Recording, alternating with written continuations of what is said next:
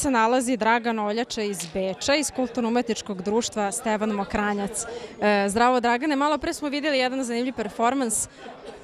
Sa kojim ciljem ste se okupili ovdje? Pa mi smo se okupili na ovoj smotri da se družimo, to je najbitnije za nas, i da pjevamo i da se veselimo. I da, okupili smo se iz cijele Evrope, društvo odavde iz Slovenije, oni su iz Austrije, vamo je Bosna, znači svi smo tu, tako okupili smo se da pjevamo i da se veselimo. Koliko dugo se bavite folklorom? Ja se bavim folklorom već 8 godina i to je nešto što mi tačno paše. Odakle je ovoliki talenat za pevanje? Gde pronalazite inspiraciju? Pa pronalazimo zato što volimo da čuvamo našu tradiciju i kulturu i zato se bavimo tim i lepo nam je jednostavno da tako volimo sve to.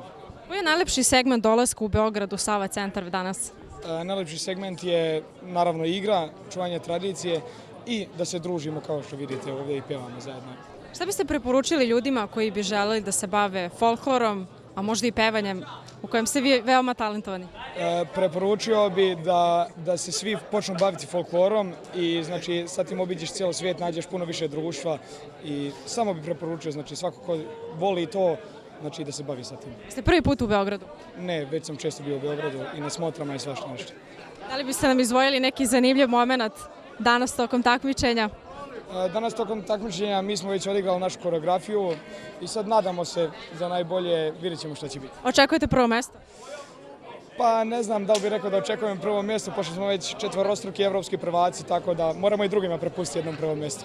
Koju biste nagradu izdvojili što se tiče vašeg plasmana na svjetskim takmičenjima?